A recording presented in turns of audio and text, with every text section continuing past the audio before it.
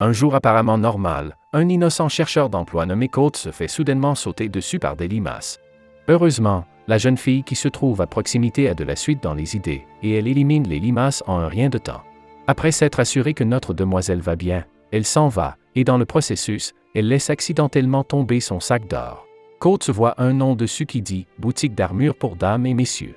Plus tard, notre chômeur se promène en ville avec son animal de compagnie, Mokuku, dont la classe est, disons, mignonne. Cet endroit est vraiment différent de la campagne. C'est alors qu'il aperçoit un magasin portant le même nom que celui du sac de la jeune fille. Et c'est vrai, la fille de tout à l'heure est là. Mais pour une raison inconnue, elle porte une tenue très légère et se trouve dans une position plutôt étrange. Un homme vérifie quelque chose entre ses jambes, et ils parlent tous les deux d'un vêtement un peu trop serré. Mais qu'est-ce qu'ils font? Il tente de s'enfuir, mais sa maladresse lui fait perdre sa couverture. Il découvre plus tard que l'homme, Narden, est en fait le commerçant, et que Lilieta, la fille de tout à l'heure, est une employée de bureau. Et il s'avère qu'elle est en train d'essayer l'une des armures du magasin. Oui, cette petite tenue est bien une armure. Le contrôle de la qualité est important, après tout. Le charme de Lilieta fait battre le cœur de Coates, qui jette un coup d'œil à la boutique pour se changer les idées. C'est alors qu'il se rend compte que toutes les armures de la boutique sont révélatrices et ne ressemblent pas vraiment à des armures. Narden explique qu'il a construit la boutique d'armure parce que c'est le rêve de sa vie de faire porter à toutes les aventurières un équipement risqué. Il ajoute que l'audace est romantique. Lilieta est elle aussi d'accord avec ce rêve ridicule. Quoi qu'il en soit, Coates finit par leur donner le sac d'or que Lilieta a perdu tout à l'heure. Apparemment, la boutique aurait fait faillite sans ce sac, car leur budget n'est pas au beau fixe. Cela pousse Coates à vérifier le registre de la boutique, et bon sang, c'est du grand n'importe quoi. Rien de ce qui y est écrit n'a de sens. Coates propose alors de s'occuper des comptes de la boutique à partir de maintenant. Heureusement, Narden ne voit pas d'inconvénient à embaucher quelqu'un qu'il vient de rencontrer. N'importe qui vaut mieux que les talents de comptable de Lilieta. Coates reçoit alors son tablier honorifique. La première chose sur sa liste est de s'assurer que le magasin reste en activité. Narden dit que les prix sont bas parce qu'il ne peut pas s'empêcher de satisfaire son désir d'équiper les femmes avec des armures épicées. Cela agace bien sûr Coates à plus d'un titre. Ils tiennent un magasin, pas une association caritative. Leur but premier est de gagner de l'argent. Une aventurière nommée Yumiko entre dans la boutique à la recherche d'une armure d'agilité bon marché. La première chose que lui propose Narden est un 2 pièces bleu, qui n'a pas l'air de pouvoir protéger ou couvrir quoi que ce soit. Yumiko est d'abord hésitante, mais elle change d'avis et l'essaie après que Narden l'a ridiculisée. Pour être honnête, son agilité augmente d'une centaine de fois après avoir porté l'armure, alors elle décide finalement de l'acheter. Parlons maintenant du prix. La valeur marchande de l'armure est de 50 000 or, mais la boutique ne la vend que 7 000 or. Cette perte de 43 000 or dérange-t-elle Narden? Non, pas du tout. Une fois Yumiko partie, Coates propose d'augmenter les articles de la boutique. Ce n'est pas comme si le principal argument de vente de la boutique était son prix dérisoire. D'ailleurs, Narden affirme que chaque pièce d'armure de sa boutique est exquise, alors il est logique de les vendre à un prix raisonnable. Les vendre à bas prix, c'est aussi leur ôter leur valeur, et ils ne veulent pas de ça. Lilieta assure à Coates que chaque pièce d'armure qu'ils vendent est dotée d'excellentes capacités. De plus, elle donne à celui qui les porte un air piquant, ce qui, croyez-le ou non, présente des avantages. Au cas où vous vous poseriez la même question que Coates, Lilieta et Narden ne sont pas en couple. Sur ce, Coates promet de faire de son mieux pour améliorer la boutique. Pour être clair, il ne sait pas trouver un nouvel amour pour les armures à risque comme Narden, il veut juste que l'atelier se porte mieux. Coates est déterminé à faire de son mieux pour le magasin. Ils rencontreront certainement des difficultés, mais il ne doute pas que lui et ses nouveaux compagnons de travail les surmonteront. Sans crier gare, Narden vient annoncer l'arrivée de leur nouvelle armure à froufrou. L'armure à froufrou est superbe sur Lilieta. Elle est noire, rose et même dotée d'ailes de démon.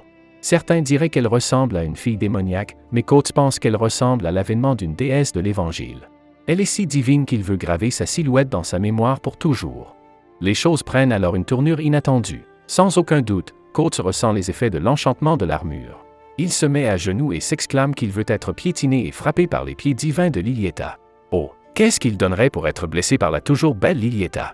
Heureusement, Narden lui donne une claque sur le derrière pour le réveiller de son enchantement avant qu'il ne fasse quoi que ce soit de plus embarrassant. Narden explique que certaines armures contiennent une grande quantité de magie. Les humains qui ne peuvent pas utiliser la magie sont donc susceptibles d'être affectés par cette magie. En ce qui le concerne, il a suffisamment de mana pour résister aux effets. Il ne risque donc rien. Il ne s'est pas lancé dans la fabrication d'armures pour rien, vous le savez. Pour éviter que cela ne se reproduise, Narden lui offre un joli arc rose qui le rendra assez fort pour résister à l'enchantement de n'importe quelle armure. Bien entendu, Coates rejette cette idée. Il est hors de question qu'il porte un arc. Finalement, il se contente d'une bande moins efficace qu'il met autour de sa main. C'est alors que Lilieta s'approche et lui demande comment il va. Dès qu'il l'aperçoit, Coates est pris du désir d'être à nouveau piétiné par ses pieds divins. Un peu plus tard, Lilieta joue avec l'adorable Mokuku.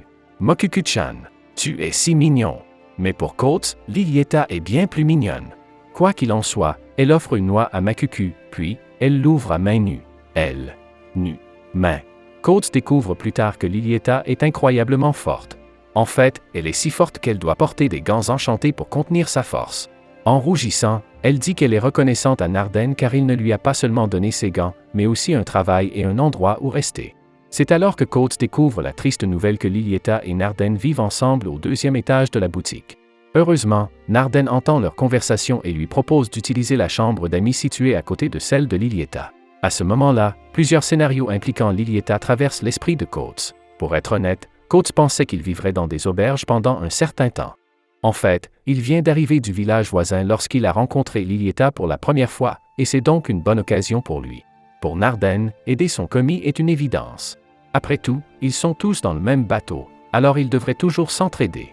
Pour une raison ou pour une autre, il dit à Coates de ne jamais hésiter à porter quelque chose de risqué à l'avenir s'il en a besoin. Personne ne sait comment cela pourrait se produire.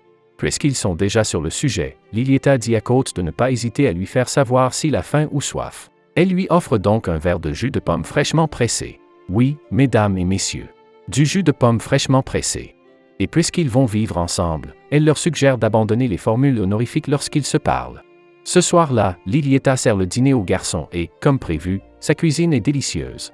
À ce moment précis, Coates réalise qu'il a trouvé le vrai sens du bonheur. Oui, c'est ça la vie. Lilieta se baigne ensuite avec Mokuku. Pendant ce temps, Narden vient dans la chambre de Coates pour lui donner sa paie. Coates insiste pour ne pas être payé puisqu'il loge déjà ici gratuitement, sans parler des problèmes financiers du magasin. Néanmoins, Narden le serre fort dans ses bras et lui met furtivement quelque chose dans son pantalon, son salaire. Il a donné à Coates son chèque de paie. Je me demande à quoi vous pensiez. Quoi qu'il en soit, Narden explique que la gratitude pour un travail acharné se traduit par un paiement. Cet homme est généreux. Malheureusement, il ne peut pas appliquer cette même logique lorsque c'est à son tour de recevoir le paiement de ses marchandises. Pour lui, l'excitation de voir des femmes porter son armure est un paiement suffisant. Narden confie également que s'il vivait seul, il mangerait probablement du pain avec un équipement risqué qui lui mettrait l'eau à la bouche, mais qu'il s'en sort bien maintenant, grâce à ses collègues. Tout à coup, les deux hommes entendent un bruit sourd qui provient de la cabine d'essayage. Ils ne perdent pas de temps à vérifier ce qui se passe, et là, sur le sol, ils voient une Lilieta à peine consciente. En venant à son secours, Narden découvre qu'elle s'est évanouie après être restée trop longtemps dans le bain. Il demande à Coates d'aller chercher de l'eau, mais malheureusement, Coates est lui aussi évanoui à cause de son saignement de nez. Ce soir-là, Coates apprend qu'il existe un niveau de bonheur encore plus élevé. Coates s'apprête à nettoyer le magasin quand soudain, il entend frapper fort à la porte. Lorsqu'il ouvre, il est surpris par une femme ensanglantée qui cherche une armure. Heureusement, elle affirme que le sang n'est pas le sien mais celui des monstres qu'elle a vaincus dans la forêt.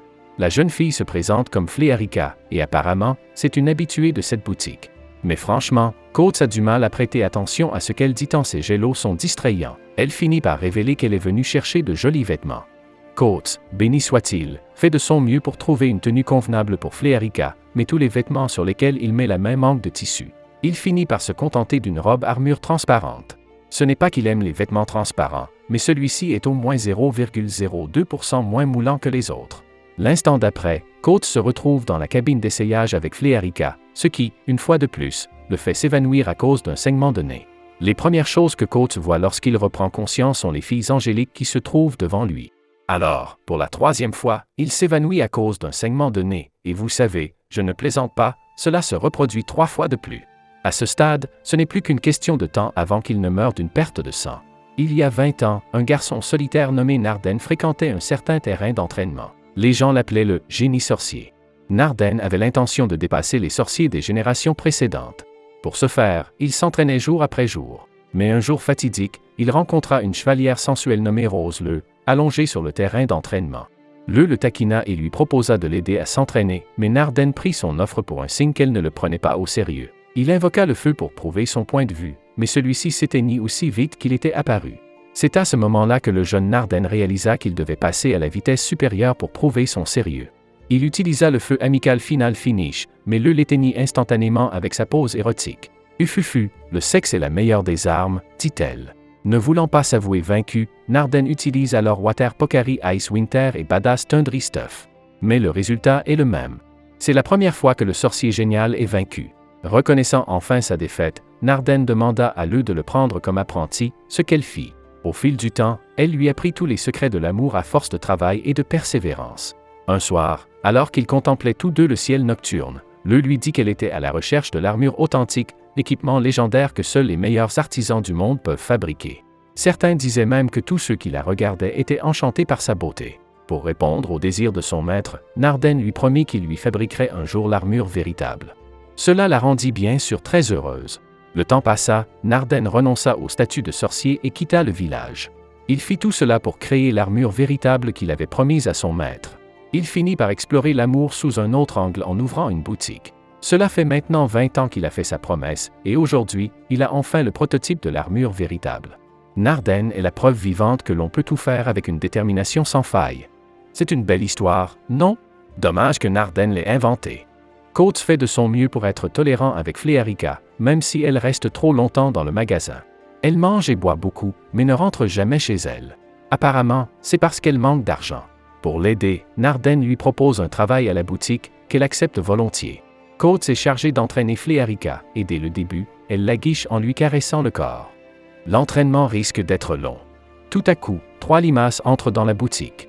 Ces monstres n'apparaissent généralement jamais en ville, et Fléarica trouve cette situation étrange. Narden lance alors un sous-vêtement moulant à Coates et lui ordonne de l'enfiler. Pourquoi? Parce qu'il est un commerçant inapproprié, voilà pourquoi. À ce moment-là, Fléarica dit que la douceur des limaces vivantes est plus ou moins la même que celle des melons d'une femme. Peut-être a-t-elle dit cela pour que Coates ait le courage d'en attraper et d'en presser un? Quoi qu'il en soit, le Demon King Slim l'attaque soudainement, mais heureusement, Fléarica le tue avant qu'il ne cause plus de dégâts. Lilieta arrive peu après. S'il y a bien une chose que nous savons maintenant, c'est que cette fille est sacrément forte. Alors, sans sourciller, elle écrase le reste des Slims avec sa force de gorille. Attagir. Maintenant que les Slims sont vaincus, le seul problème auquel les filles doivent s'atteler est de savoir comment elles vont nettoyer la substance blanche et collante qui recouvre leur corps. Qui aurait cru que les Slims éclateraient comme ça? Coates s'évanouit encore 2 fois. S'en remettra-t-il un jour? Par curiosité, Narden goûte la substance visqueuse que Coates et lui sont en train de nettoyer. Ce faisant, il se rend compte que ce qu'il a dans la bouche pourrait être le jus du Demon King Slim. Les filles prennent un bain ensemble après leur combat contre la bave. Comme le ferait de saines dames, elles se félicitent à tour de rôle. Elles louent leur force, leurs compétences, leur peau, leurs jambes et même la taille de leurs melons. Une fois qu'elles ont terminé, Narden remercie et paie Fléarica. Il lui dit que c'est sa récompense pour l'avoir aidé par inadvertance à trouver ce qu'il cherchait depuis longtemps. Une petite fille encapuchonnée apparaît alors dans la boutique. Coates ne l'a même pas remarqué. Il lui demande où sont ses parents, mais au lieu de répondre, elle le menace de faire attention à ce qu'il dit. Finalement, la jeune fille révèle qu'elle est le seigneur des démons. Mais pour Coates, la fille ne ressemble en rien à ce qu'elle prétend être. Tout d'abord, elle mesure 1,50 m. Une si petite fille peut-elle être le seigneur des démons? La réponse est oui. Pour prouver ses dires, la jeune fille brûle Coates à petit feu. Après l'avoir éliminé, elle s'adresse à Narden et lui dit qu'il est imprudent qu'il apparaisse dans le numéro de ce mois-ci du magazine Melissa Graffiti. Les limaces de tout à l'heure étaient donc ses serviteurs. Maintenant qu'elle l'a retrouvé, il lui ordonne de lui rendre la plume d'ange. Mais Narden tient absolument à garder la plume. Il les protégera au péril de sa vie s'il le faut. Pourquoi voudrait-il rendre quelque chose qu'il a volé? Tous les employés de la boutique n'arrivent pas à comprendre que la jolie fille qui se trouve devant eux est le seigneur des démons. Lilieta finit même par la chatouiller après avoir touché ses cornes. Finalement, bien qu'il ait essayé d'intimider les humains, le seigneur des démons reste pour manger des biscuits faits maison. Les biscuits de Lilieta sont si bons que le seigneur des démons en oublie presque la raison de sa présence. Mais bientôt, elle se souvient de son programme. Narden, donne-moi la plume et viens chez moi. Mais pour une raison ou une autre, Narden insiste non seulement pour ne pas rendre les plumes, mais aussi pour rester dans la boutique. C'est alors que le seigneur des démons se rend compte que l'atmosphère de la boutique est très chaleureuse. Elle regarde d'abord Coates et en déduit qu'il s'agit d'un serviteur bon enfant. Ensuite, il y a Fléarica, forte et corpulente. Enfin, elle regarde Lilieta, qui est duveteuse et tout aussi maigre. Quoi qu'il en soit, il est indéniable que Narden n'est plus le même que lorsqu'il était avec elle. Qu'est-ce qui se passe dans cette boutique? Quelle qu'en soit la raison, cela ne fait pas plaisir au seigneur démon. Elle recule alors et libère un pouvoir si puissant qu'il engloutit le monde dans les ténèbres. De là, elle dit qu'elle les a transportés dans le monde des démons. Sur ce, elle déclare que leur farce est terminée. Le Seigneur des démons capture d'abord Lilieta, mais heureusement, Fléarica la sauve à temps. Narden intervient et utilise une technique de diversion très puissante, NOW Loading. C'est super efficace. Le groupe parvient à se cacher du Seigneur démon pendant les 4 secondes de la publicité. Narden dit que le chargement immédiat, ou comme il aime l'appeler, Narding, est un ordre qu'il ne peut utiliser qu'une seule fois dans sa vie. Fléarica et Côte suggèrent à Narden de rendre la plume d'ange, mais ce n'est pas possible car il l'a déjà utilisée pour fabriquer une autre armure. Cela ne signifie pas pour autant que Narden va en rester là. Il lui reste encore beaucoup à faire dans sa boutique. En tant que commerçant, il est de son devoir de protéger la maison qu'il a créée et tous les souvenirs qu'ils y partagent. Ce magasin a protégé le sourire de quelqu'un hier, aujourd'hui, et il fera de même demain. Tant qu'il sera en vie, il jure de faire tout ce qui est en son pouvoir pour protéger le magasin. Le discours de Narden incite le groupe à travailler ensemble pour vaincre le Seigneur démon. S'ils y parviennent, ils en sortiront vainqueurs, n'est-ce pas? Heureusement, ils n'y vont pas à l'aveuglette, car leur fidèle commerçant a un plan. Peu de temps après, Narden rencontre le Seigneur des démons. Il avoue avoir utilisé la plume comme composant d'une autre armure qu'il a fabriquée. Pour se faire pardonner, il promet de la lui remettre l'année prochaine, une fois qu'elle sera terminée. Au contraire, elle veut qu'il vienne avec elle tout de suite. Pendant ce temps, les commis se faufilent derrière le Seigneur des démons, mais leur plan pour passer inaperçu tombe à l'eau lorsque Lilieta trébuche sur un rocher. Le plan est simple, obtenir l'armure véritable que Narden a fabriquée avec la plume d'ange. Oui, il s'agit bien de l'armure de l'épisode 7.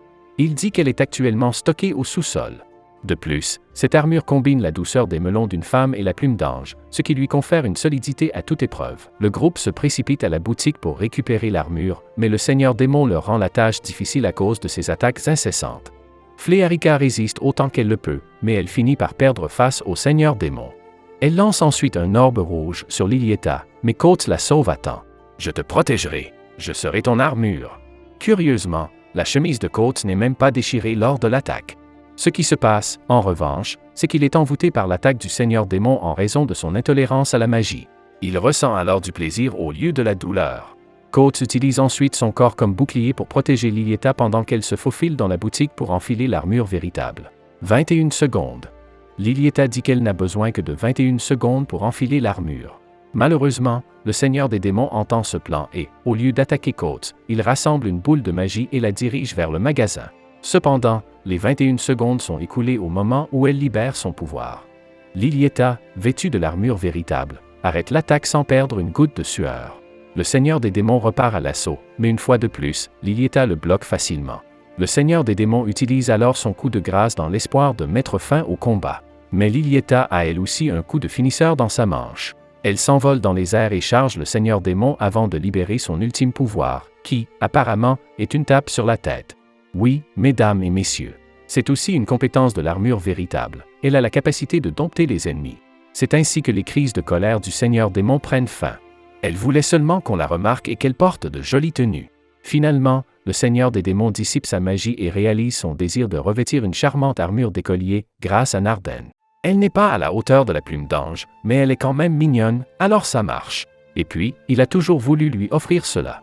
C'est alors qu'arrive un client à la recherche d'une armure mignonne et efficace. Oui, les choses sont vraiment revenues à la normale. Ainsi, le monde est sauvé grâce à une armure risquée. Tant que les filles du monde entier voudront être mignonnes, le magasin d'armures pour dames et messieurs ne cessera jamais d'exister. Si vous avez aimé la vidéo, abonnez-vous, laissez un like et un commentaire pour aider la chaîne à grandir. Merci d'avoir regardé cette vidéo.